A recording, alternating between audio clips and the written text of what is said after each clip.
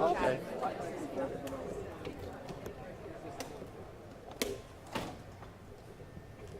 That's hot.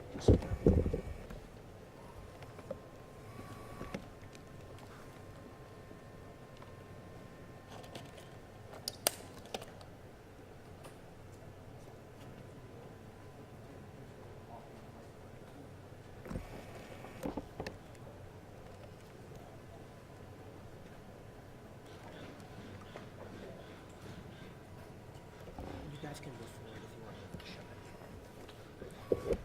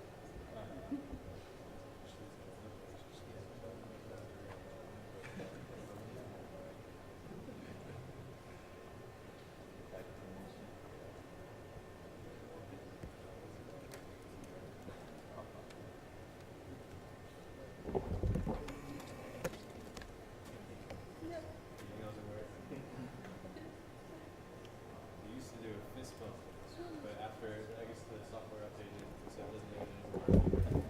Yeah, I used to get a lot of people off.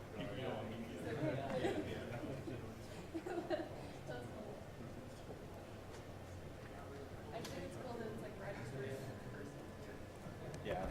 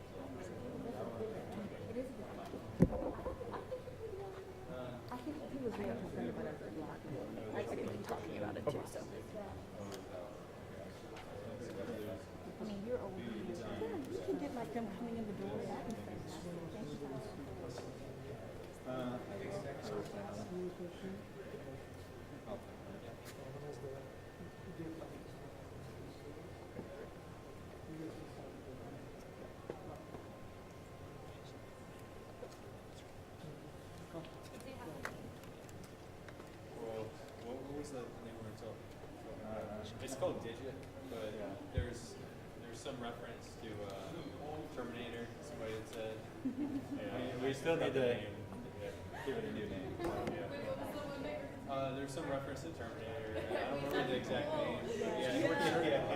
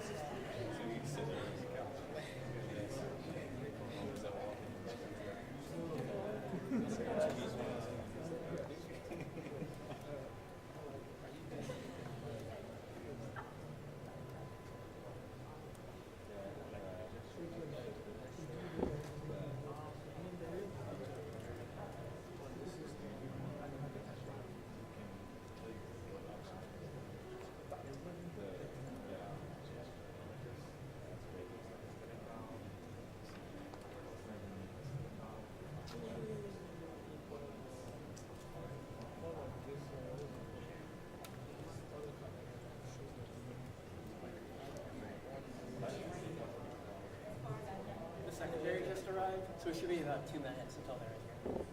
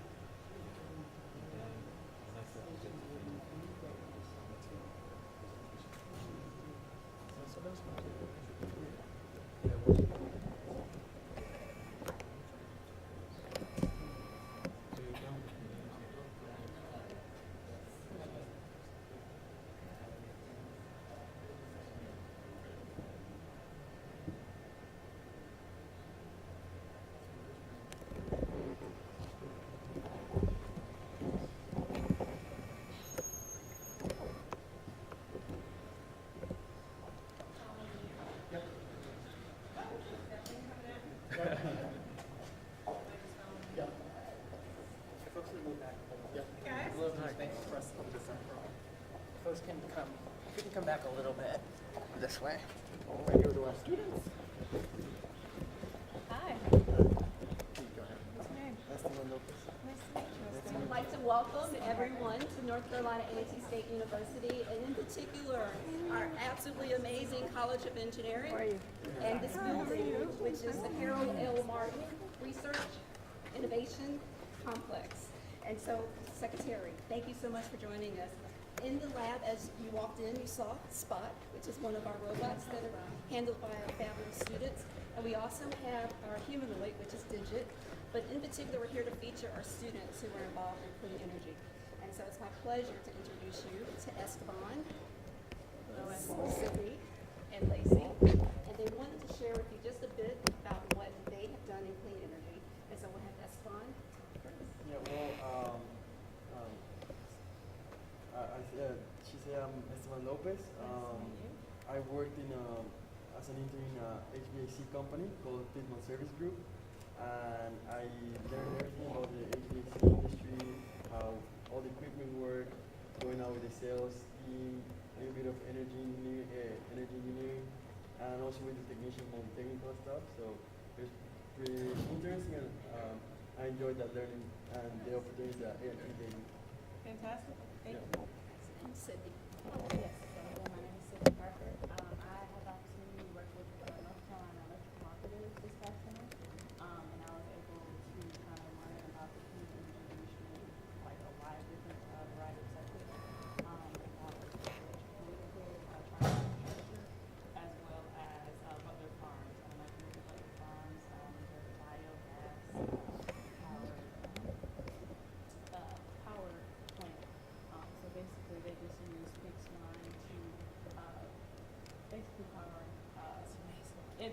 amazing. It's like a 15-week tarp with big spine that that is covered and has been covered for 20 years, and are able to power on North Carolina. That's fantastic. Very quickly, Lacey. Hi, I'm Lacey. I had the opportunity to participate in the NC Clean Energy Pre-apprenticeship program, where we learned about different kinds of renewable energy, particularly solar. So we learned how to build solar modules. We learned about the solar farms, how to maintain the solar farms, how to hook up the solar modules to convert the electricity and power houses and other buildings and facilities. Excellent, thank you. So as you can see, the amazing things that our students are doing in clean energy. And at this time, we are about to have some. Let's do it. Good luck. Nice to meet you. Wish you the very best. These are all Hope things go well. Yeah. Nice to meet you. Nice to meet you. Good luck to you. This is so great.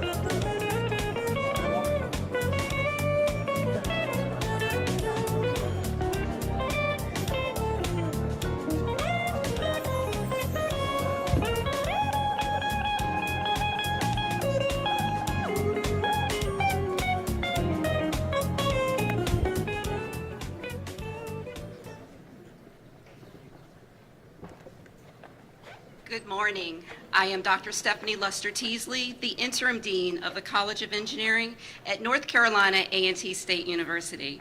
It is my pleasure to be the first to welcome you to our beautiful campus and to welcome our distinguished guests and visitors to the Harold L. Martin Engineering Research and Innovation Complex.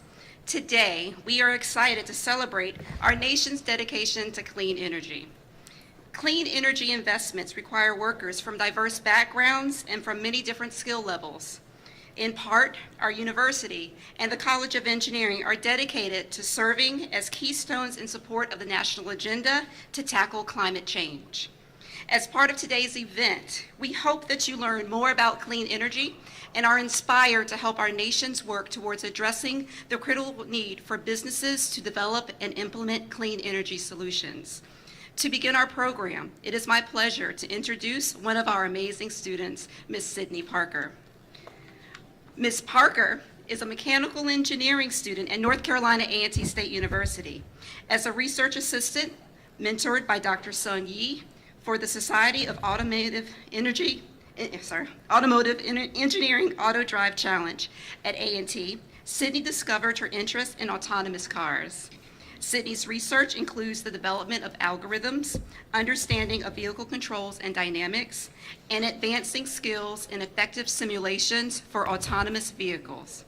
In addition to research, Sydney is also an innovation and business development intern at North Carolina Electric Membership Cooperative. At NC she conducts research, tests and deploys innovative technologies and business solutions to electrify and decarbonize the consumer value chain. Because of her recent experience in working with North Carolina Electric Membership Cooperatives, her plans are to become a catalyst for change and to obtain a job in the clean energy industry. At this time, it is my pleasure to invite Ms. Sydney Parker to the podium.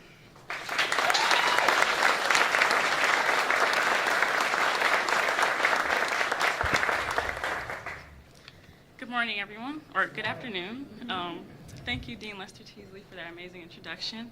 Again, my name is Sydney Parker, and I'm a mechanical engineering student here at North Carolina A&T State University. Because of A&T, this summer I had an amazing opportunity to take on an internship with the North Carolina Electric Cooperatives.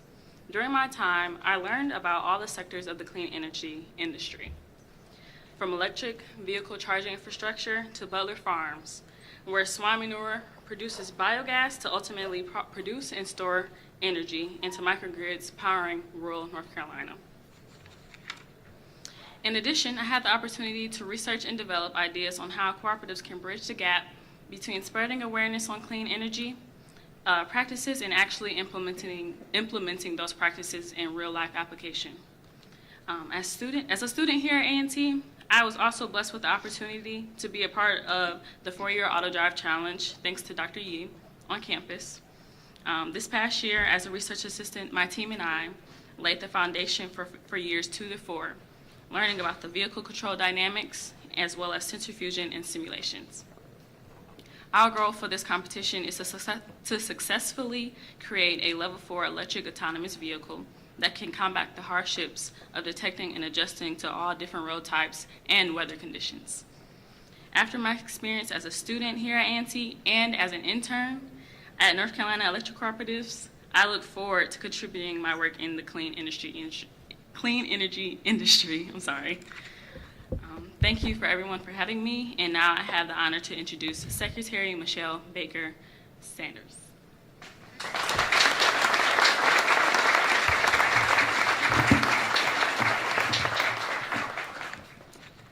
Good morning, everyone, and thank you for being here for this exciting day. It is exciting to celebrate this news here at A&T University.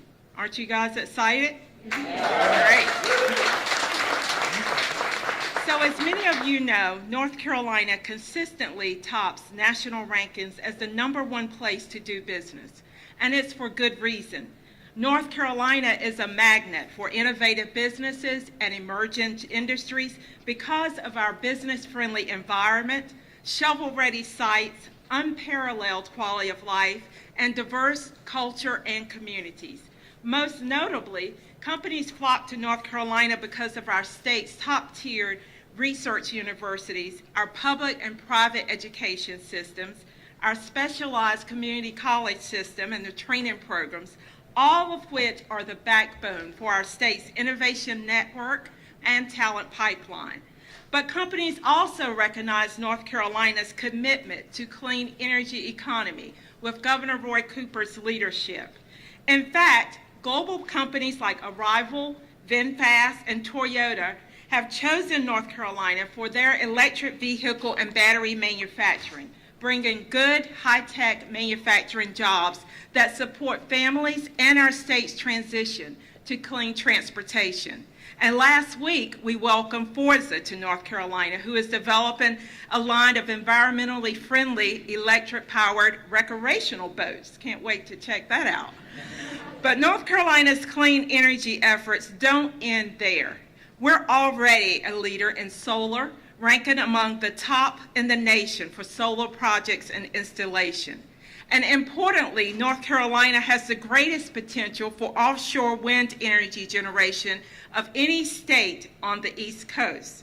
We have our Secretary of the Department of Environmental Quality here today, Secretary Beiser, and she and her team are doing great things to move forward and transition our economy to a clean energy economy.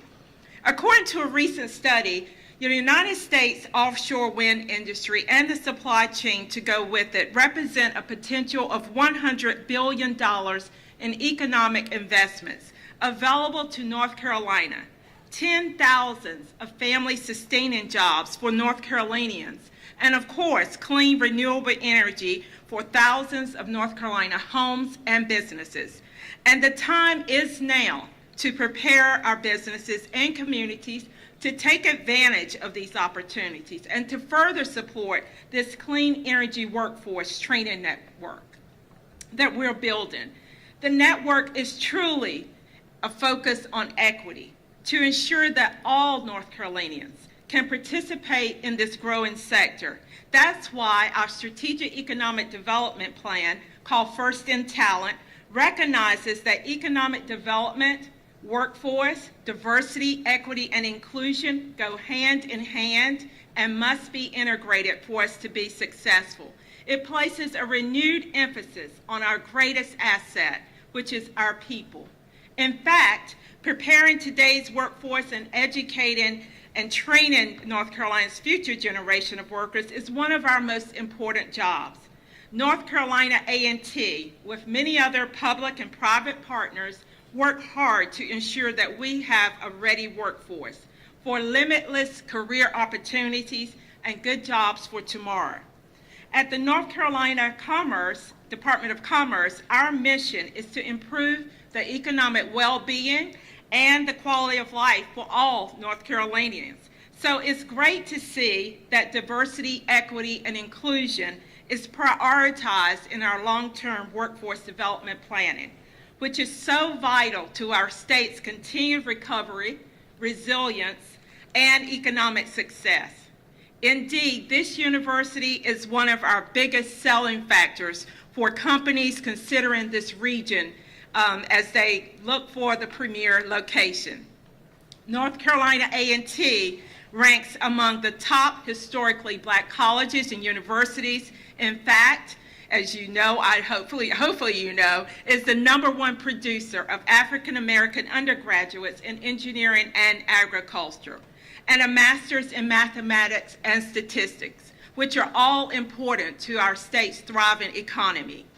And icing on the cake, you have a strong leader in Chancellor Martin, who is very active in our economic development efforts. And I cannot wait to see what else North Carolina A&T graduates do to advance North Carolina's economic future. To close, I want to thank our federal partners, all of the economic developers across the state, my sister agencies in the governor's administration, and all of you for supporting North Carolina's economy and for the workforce support that you are offering. And to that end, please join me in welcoming a message from our United States Representative from North Carolina, 6th Congressional District, Congresswoman Kathy Manning.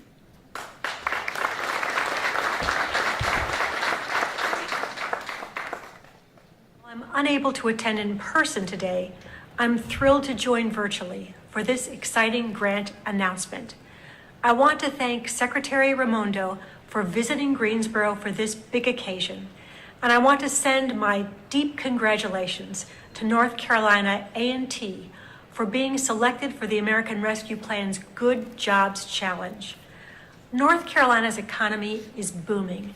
Thanks to investments from the American Rescue Plan, North Carolina's economy persevered through the initial impacts of the pandemic and came out stronger than ever. Today, major businesses are flocking to our community and citing our incredible institutions of higher education, like A&T, as a reason to bring their work to the Triad. With our booming economy and the growing number of clean energy jobs coming to North Carolina, it's critical that we prepare our workforce for those good jobs. That's why I'm so excited about A&T's most recent success in receiving a $23.7 million grant to implement their Steps for Growth program. This training program will build a diverse pipeline of talent from across the state to work in the clean energy sector. A&T is a national leader in cutting-edge research in the clean energy space. That's why I was so proud to support A&T's application earlier this year, and even more thrilled to see the Department of Commerce recognize the importance of A&T in making this huge grant from the American Rescue Plan funding. Congratulations to A&T on your success in securing this transformative grant. I admire your work to develop a strategically crafted workforce training program and your insight to see this is critically important for the future of our state. I look forward to seeing this plan come to fruition. And thank you, Secretary Raimondo, for seeing the power of North Carolina A&T and choosing the Triad to be a leader in a clean energy economy. Thank you. I look forward to celebrating with you back in Greensboro soon. Aggie Pride.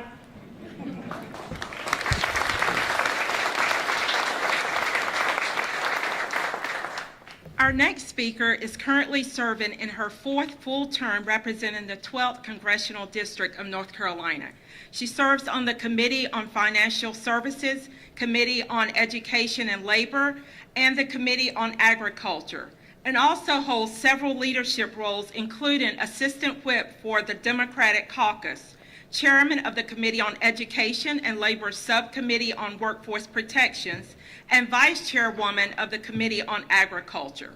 Her signature legislative accomplishment in Congress is the enactment of H.R. 5363, fostering undergraduate talent by unlocking resources for education, the Future Act, which permanently provides funding totaling $255 million a year for all minority-serving institutions, including $85 million for HBCUs like A&T University.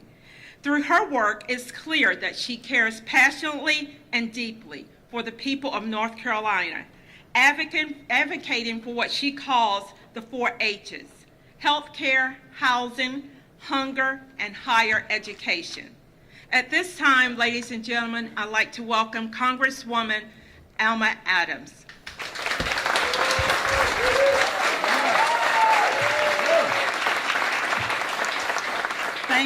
Thank you, Michelle, and it's so good to be back in Greensboro. Thank you for that introduction.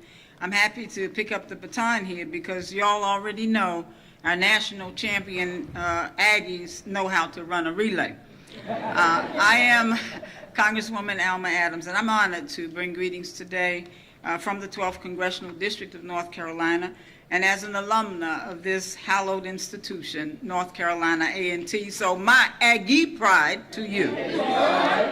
I do want to bring greetings as well on behalf of the Speaker of the House, Nancy Pelosi, our Majority Leader, Steny Hoyer, our Majority Whip, Jim Clyburn, Minority Leader Kevin McCarthy, as well as Congresswoman Joyce Beatty, who chairs the Congressional Black Caucus, and our 58 members known as the conscience of the Congress.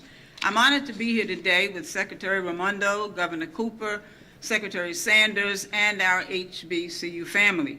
We're here today in part to talk about how President Biden's American Rescue Plan legislation that I was proud to vote for is creating jobs in North Carolina and across the country.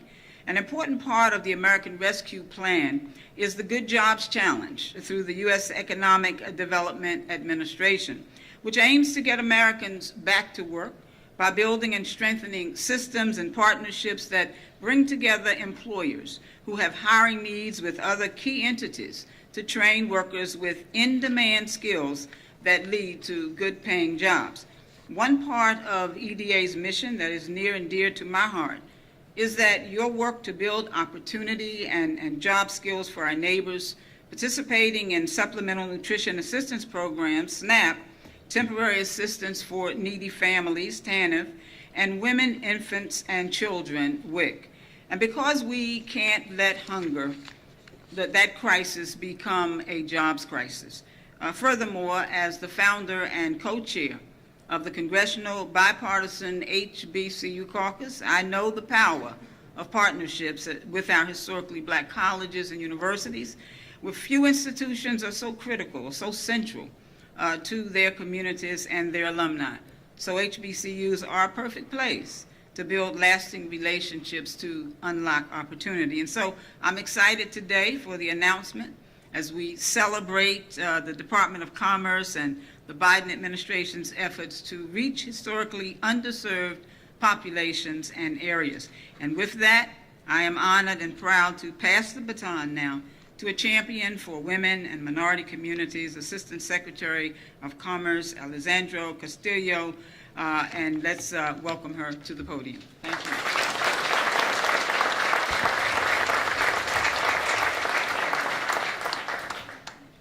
Thank you, Congresswoman, and thank you for that kind introduction and for your vote on the American Rescue Plan. We greatly appreciate that. Good morning, everyone. Yeah, a little bit more energy would be great. Good morning, everyone. I'm going to start out by saying we are living history and we are making history. And I want that to sit with you because what we're about to do here in this collaboration is really going to be magical. We're going to look back in time and say, I was there, I was part of that. So I want to thank Secretary Raimondo, Governor Cooper, Representative Manning, business and workforce leaders, educators, students. Thank you for being here today, and thank you for all that you do to make North Carolina a great place to live, learn, work, and prosper. I'm excited and proud to be here with you. When President Biden signed the American Rescue Plan into law, it was based on the belief that the recovery from the pandemic should help all Americans prosper. And it sparked a unique opportunity for EDA, the Economic Development Administration, to make once-in-a-generation investment into high-quality workforce systems aimed at dramatically transforming American communities. In the wake of the coronavirus pandemic, American workers are seeking new skills and quality jobs, and U.S. employers are transforming how they do business. It is evident that the way we work is changing. The American Rescue Plan is creating a new era of shared growth and prosperity and is helping to equitably rebuild and accelerate local economies and provide good jobs opportunities for American families to achieve economic mobility, security, and prosperity. In order to build and accelerate our economies, it is vital to foster skilled workforce and stimulate innovation and competitiveness. Since the American Rescue Plan went into effect, more than $40 billion in programs funds have been committed to strengthening and expanding our workforce, contributing to a record 9 million jobs added since President Biden took office. In fact, the latest job reports show that the country has recovered virtually all jobs lost during the pandemic, a truly amazing feat.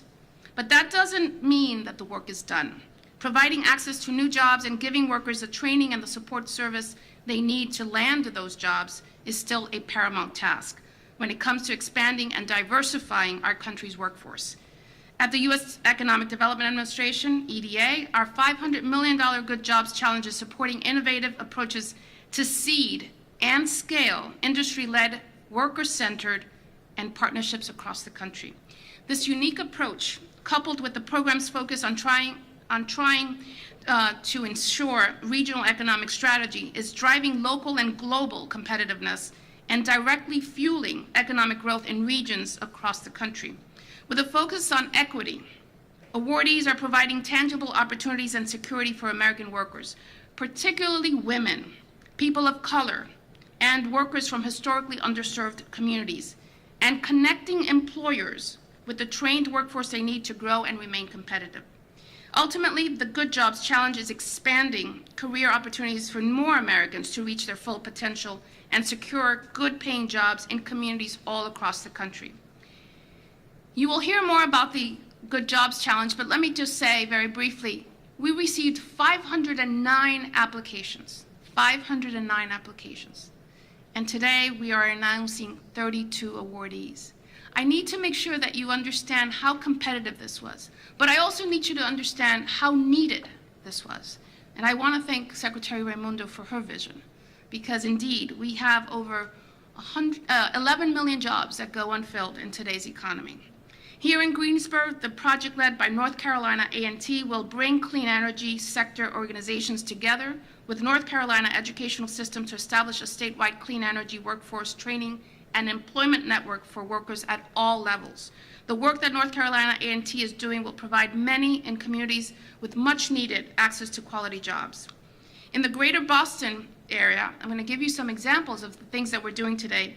Just to highlight a few, in the greater Boston region, the Economic Development and Industrial Corporation of Boston will work with leading unions and over 30 local employers to develop a pipeline of licensed child care professionals. In Minnesota and North Dakota, the Chamber Foundation will train cybersecurity workers and utilize Commerce National Institute for Cybersecurity Education's framework to validate in-demand skills and develop training that meets employer needs. In Puerto Rico, Unidos US is partnering with community-based organizations to support the ongoing recovery from hurricanes and pandemic by training and placing hundreds of workers in the construction and aerospace industries. These are just a few examples. I encourage you to visit EDA's website because you're going to see not only the facts, the figures, but the impact that we are about to see. So with that, I want to make sure not only that I thank all of you for being part of this history-making moment, but also to make sure that we understand that the investments here in North Carolina are important for the community, but are also important for our global competitiveness as a nation. So with that, I want to take over the mic to Governor Cooper for all of it, and thank you for all that you do.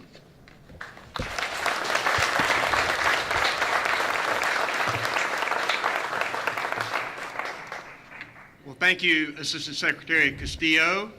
And you've heard a lot about the clean energy jobs that are coming to North Carolina by the thousands. You know what keeps me up at night? Who's going to fill those jobs? So there are a lot of important people here. The most important people I want to introduce and to give a hand to are those smart, ambitious, diverse students who are going to help me sleep like a baby. Let's give them a hand today.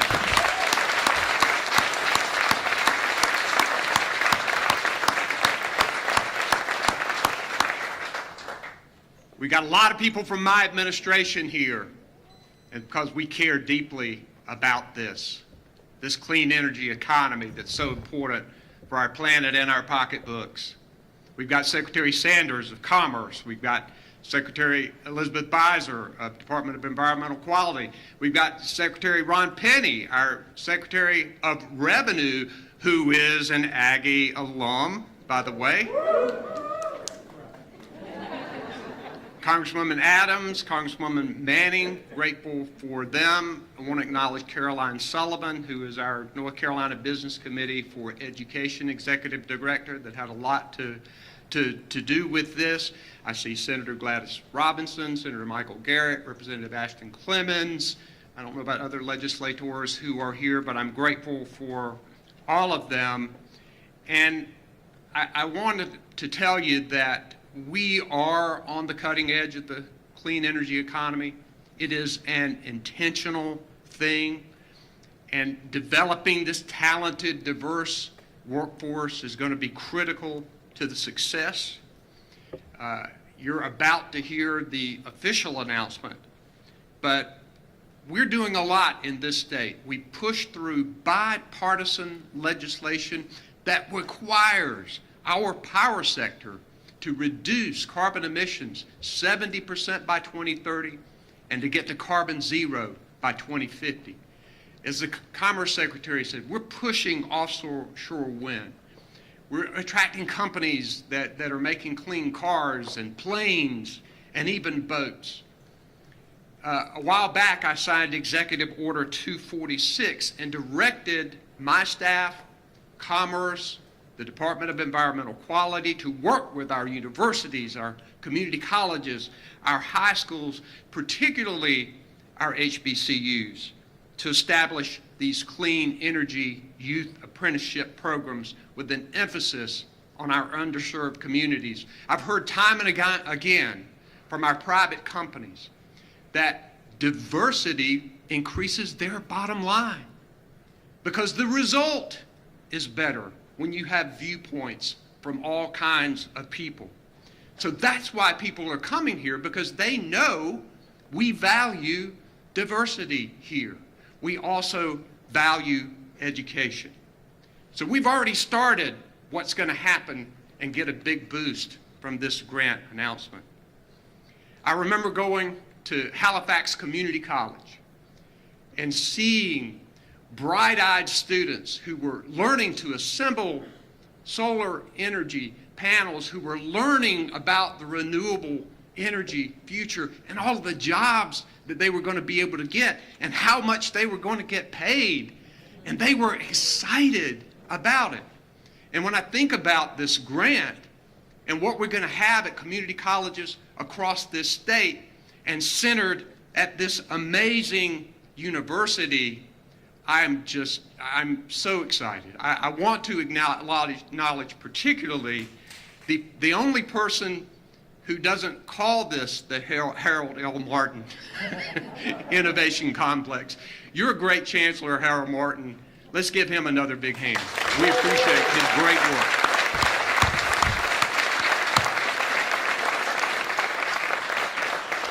And Chancellor, address the part today, and I know my Aggie pride is getting famous, but I don't see enough students today, number one, and number two, my North Carolina Central grad Chief of Staff, Christy Jones, who says I've done my quota for the month. So, now for the really big news. I want to introduce to you a very good friend and one of the best public servants in this country.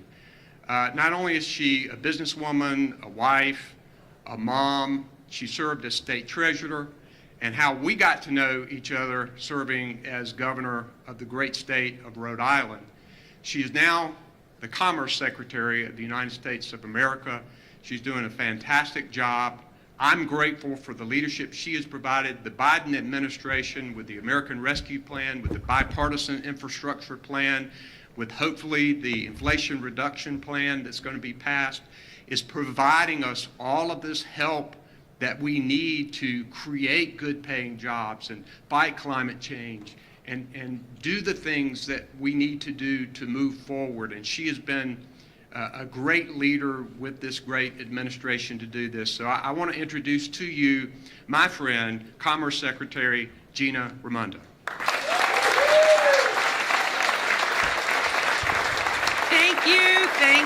Thank you, Roy. Thank you, Governor Cooper. Y'all are lucky to have this guy as your governor. I have known him for a long, I've known him a long time, and he's one of the hardest working governors in this country. And it's no surprise to me at all, Secretary, that you're one of the best place to do business. It's because it starts at the top. He sets a tone at the top that this place is open for business. He hires a team that makes that possible, and he invests in people. So keep up the great work, and thanks for hosting me. I have to begin by thanking my own team who are here. So just give me a second to do that. First and foremost, Alejandra, who you've heard from, she runs EDA. Dennis, who's here in the front row. Lauren, who ran this whole program. Todd, who's here in the front row. Maria and Jacqueline, who are in the back. Ronnie, our chief economist. These guys have really killed themselves to get this done. And as you heard from Alejandra, we had over 500 applications. We had $6 billion of applications for only $500 million of programs. We had $500 million to allocate and $6 billion of applications. And God bless you guys for all the hard work that you did. You ran an incredible process, and I'm so grateful. On a personal level, I'm grateful because I was the new kid on the block in the Commerce Department when I got here a year and a half ago. And we had the $3 billion from the American Rescue Plan. And I said, let's try something different. Let's invest in a job training initiative, which the Commerce Department had never done before. And there was a little hesitation, but you went along with it. And when I heard you say that talent first is your Commerce motto, I think that's exactly right. Because at the end of the day, it's all about talent. So this is the first ever Commerce Department initiative where we are totally focused on job training. And the fact that we had $6 billion of demand for $500 million of money tells me we have to keep doing this. Because folks like Sydney, I don't know about you, I was blown away.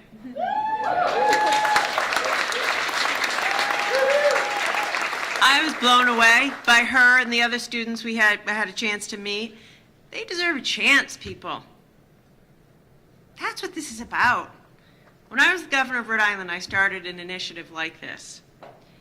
And I was talking to a young man whose family had worked a series, no one went to college, his family had just worked a series of $9 an hour jobs, single mom, always sort of barely making ends meet. And he went through a training program that we had set up, and he became a welder. And he got a job at Electric Boat making submarines. And he found me one day, he happened to meet me at an event like this, and he said, hey, Gov, I got a real job. Yeah. So we named our program Real Jobs Rhode Island. Yeah. And I said, tell me what you mean. He said, I'm the only one in my family who's ever had a real job. It's a salary with benefits, and I could see myself spending my whole career at this company. So thank you for that real job. Well, that's what this is about. Real jobs. Family sustaining jobs that everybody can get. And I mean everybody, right? Alejandra did a beautiful job explaining how under the president's leadership, unemployment rate is historically low, many, many jobs have been created, 1 million jobs created in the second quarter alone. But we all know that's not the whole story, right? Because if you're living in a rural North Carolina, and you don't have a college degree, and you don't have a car to get to college, and you can't afford it, you might be the smartest person in North Carolina. But if you can't get connected to the skills that are necessary, you're not going to get a real job, right? And the same is true. We know women, and particularly women of color, are stuck in low-wage jobs. Not because they're not talented and hardworking, because they don't have the skills and the training necessary to get the jobs of today and tomorrow. So we're on a mission, people. We are on a mission, and I can't claim to be an ag alum, although I think you're great. But we are on a mission to make sure that every American, regardless of where they live, the color of their skin, how old they are, whether they're in recovery, formerly incarcerated, has a chance to get a real job. That's what this is about. That's the mission we're on together, giving them a shot.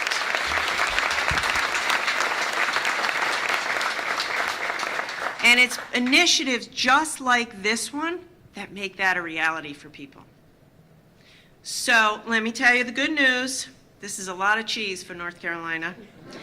The Steps for Growth Partnership, which is a phenomenal partnership, I'll tell you about it in a second. We are here to announce that you will receive $23 million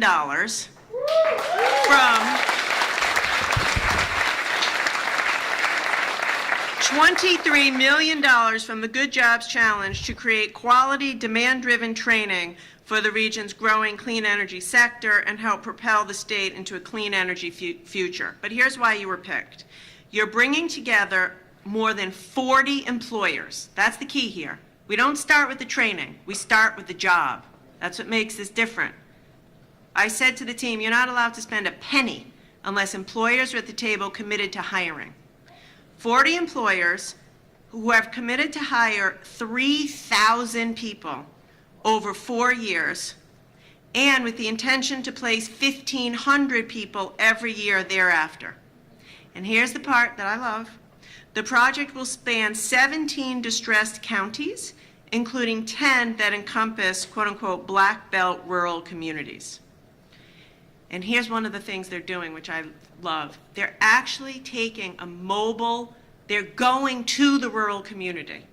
It's a mobile operation going to the rural community, where people are, meeting them where they are, to train them, to then hook them up with jobs. That's what this is all about.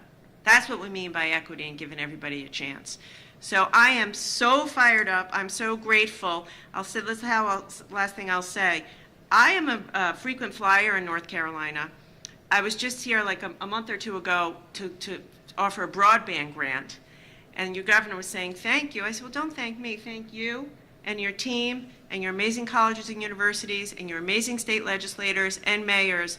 You guys are working together as a team. And so when we sit down to say, where do we want to invest the money? We keep coming back here because we trust your stewardship. So let's make this great.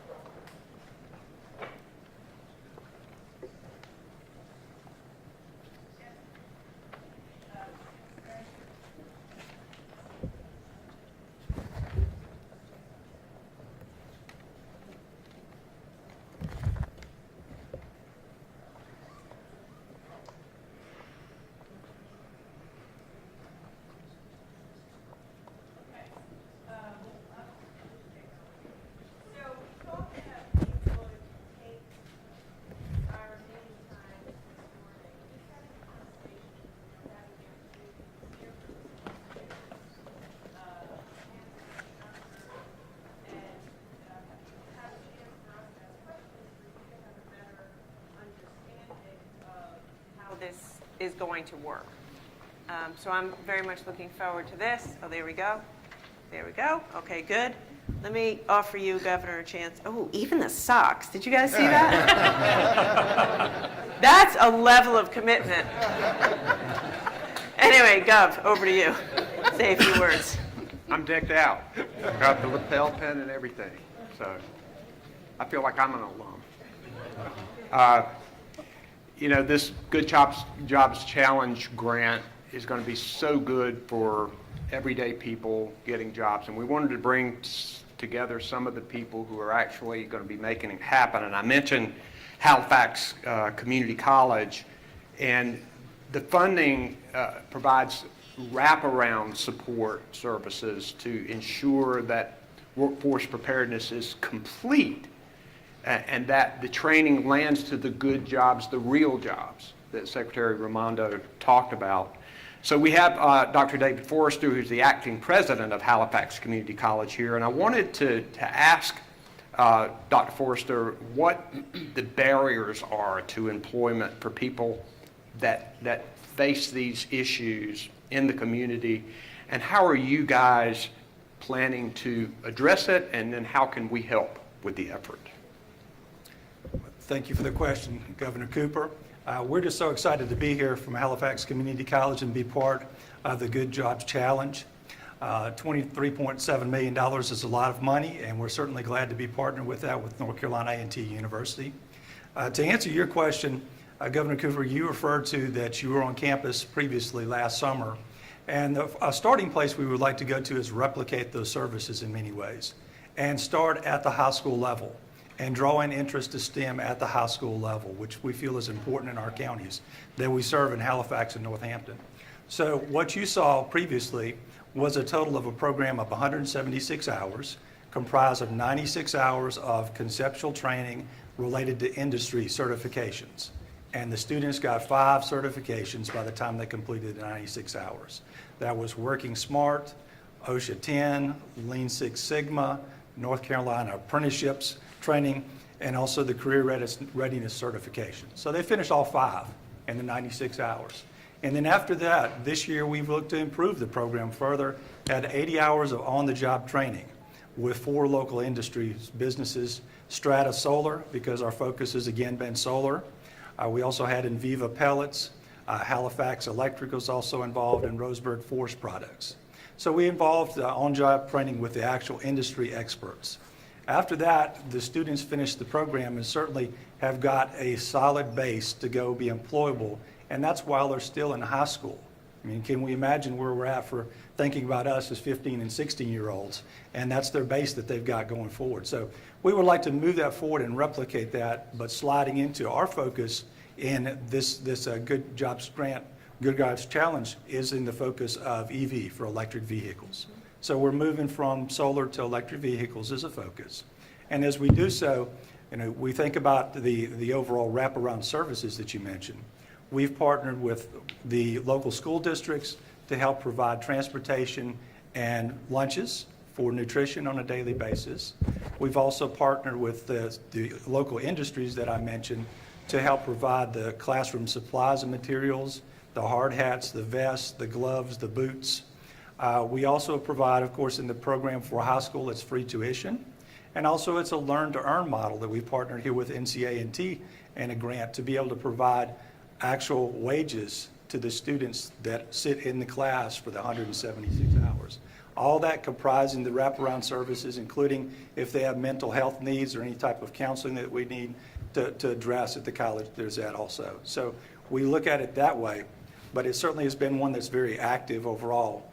And you asking your question, how would we go about doing so? We certainly can't do it all by ourselves. This is a collaborative grant. So for us, it's going to be a combination of EDA partners, North Carolina A&T as a partner, and certainly looking at the Department of Commerce, the NCDEQ, your office, the system office, specifically with Apprenticeship NC, and also a number of partners that we're going to look at to delve into. What the model we would like to get to is taking high school students, bringing them into this program to start with, and then bridging that Con Ed content into curriculum, transfer and articulate into curriculum classes, and then from there in the automotive technology program, refine or modify it in some way so that it aligns to EV, because certainly that's the focus of where we're at, and then look to articulate that credit and those programs, the overall majors, once somebody graduates, to places such as North Carolina A&T University. That's the vision, but the vision starts locally for us as a small rural community college, addressing these needs of STEM at the level of high school. And I'd like to certainly acknowledge champions that have been involved in this from the start, and that would be Rhonda Heyer, Customized Training Director, and also Dr. Jeffrey Fields, the Vice President of Academics. But we were recognized last year as Novel, the only college in the entire country going about a pre-apprenticeship training in the way we're doing so, and we've tried to only improve that going forward, and this Good Jobs Challenge will allow us to continue to do so. Thank you, sir. That's fantastic. By the way, we prioritized earn while you learn models because if you try, it's hard. People need to earn money. You need to be able to pay the bills. You can't quit your job to have job training. So I love that aspect of it, and I think it's wonderful what you're doing. I'd like to ask a question to Alvin of the IBEW, who's involved in this partnership, and just maybe tell us a little bit about, in your experience, what makes a great job training apprenticeship effort? What makes it successful? And why did you decide to be part of this?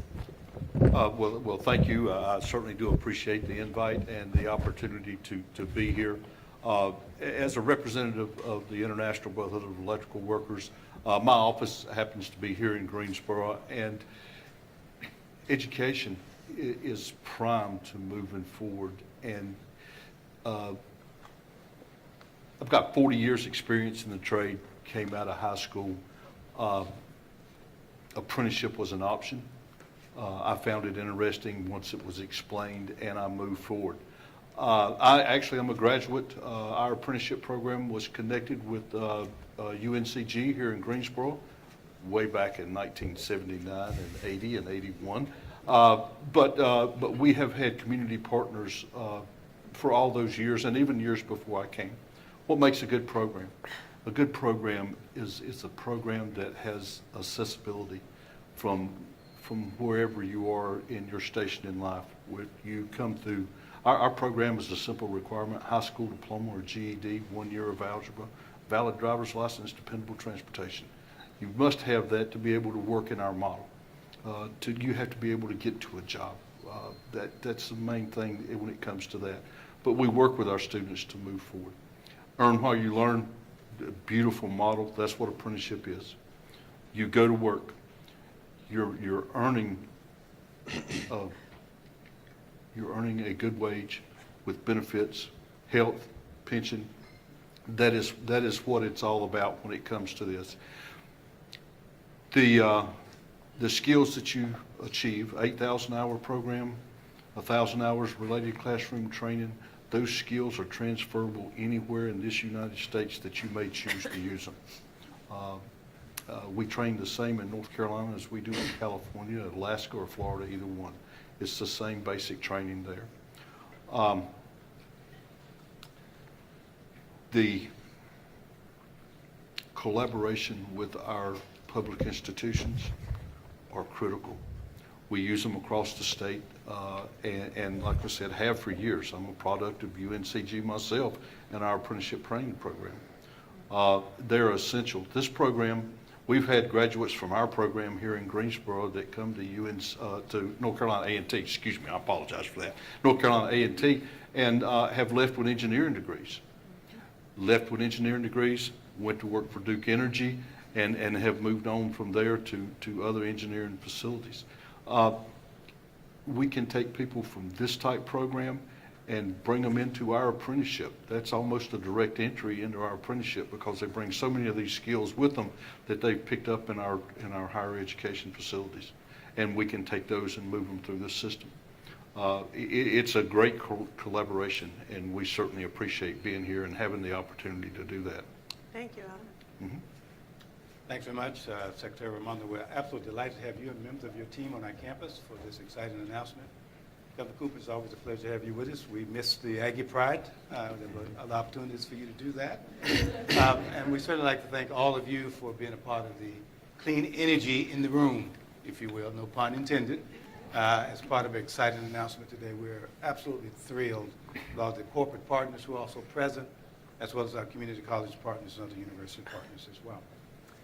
My question is for Sydney Parker and other students who will similarly benefit from this incredible investment as well. And so, Sydney, question to you is, what has North Carolina A&T meant to you as a student, and what do you hope this funding will do for future students who attend that university?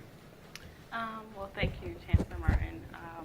As a student, I had the honor to experience the HBCU experience here at A&T. It's been very essential to my success. I've been provided with the resources and tools to kind of build off into the clean energy industry. I think the funding will be very essential for students to actually not only get that education in the classroom, but also take that education and apply it outside of the classroom and even on campus. So I think that would be very, like a substantially amount of impact on students as well to kind of get those jobs out there as soon as they get out of college. So I want to jump in, and Sydney, thank you. You give us great hope that our future is in excellent hands. Yes. So thank you for that. But I want to ask a question to Ron. Ron, we had the pleasure of talking before the event, and as you've heard the Secretary speak about, this is really Commerce's really big attempt to workforce development, and in large part, because we are closest to the employers. So I want to know what brought you into this project, and what is that vision that you have in terms of what is this project going to mean for entities like yours, private sector? Sure. Well, I want to start by congratulating the North Carolina A&T team. I think we all feel like proud Aggies today. It is very exciting. In terms of this program, I would say it's the right program at the right time. We're going to be investing billions of dollars in the largest clean energy transition in the industry. And it starts right here in North Carolina. So when we look to the future, we don't have the skills in the workforce that we need.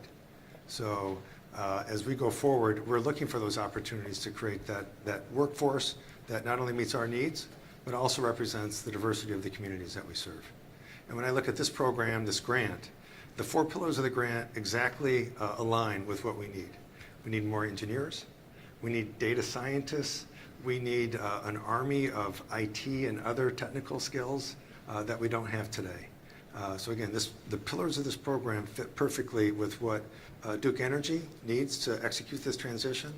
But that's just a sample of, there's a large energy presence here in North Carolina. So I think we're just one of those many companies that will look at this program and say, this is going to help us fill the workforce needs that we have in the future.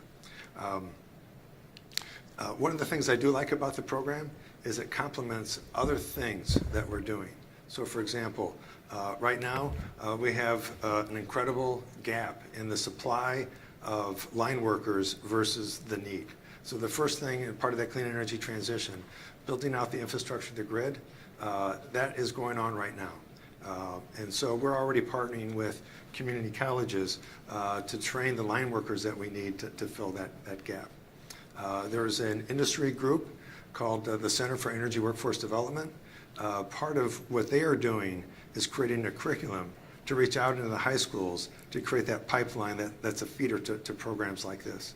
So just really quickly, between this program and those other 2 examples, you're starting to see more of a comprehensive approach to how we're going to fill this workforce need.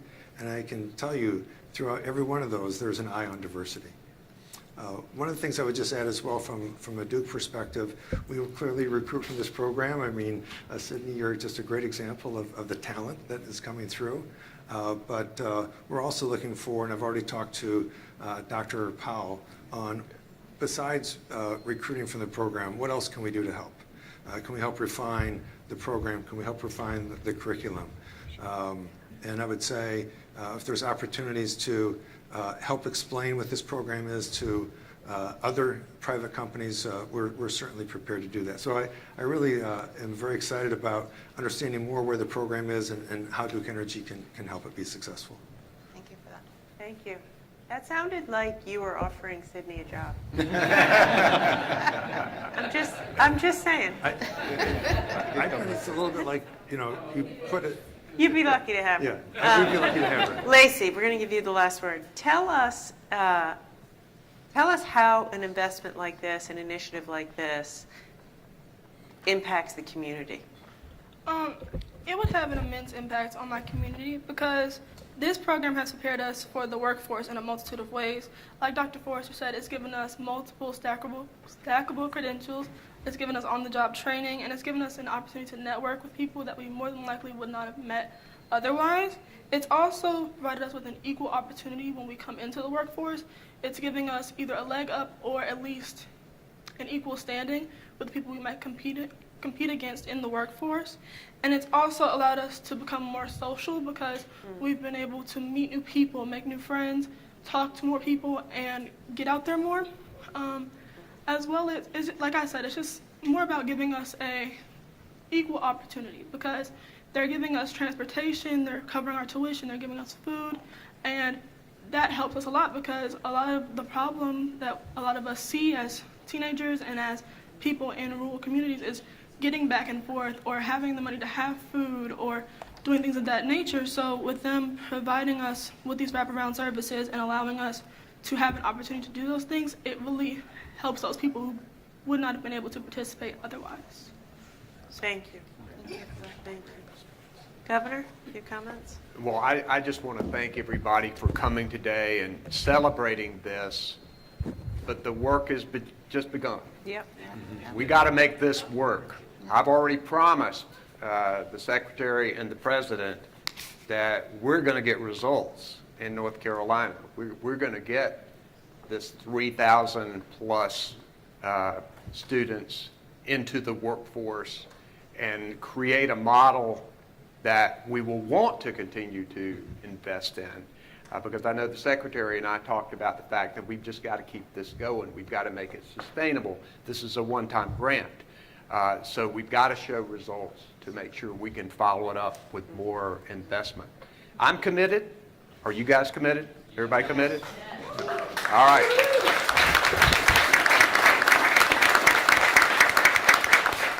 Mayor Vaughn, thank you for having us today in the great city of Greensboro. Chancellor, thank you. So let's go ahead and celebrate a little bit longer today, and then it'll be time to get to work. Yeah. Thanks, everybody.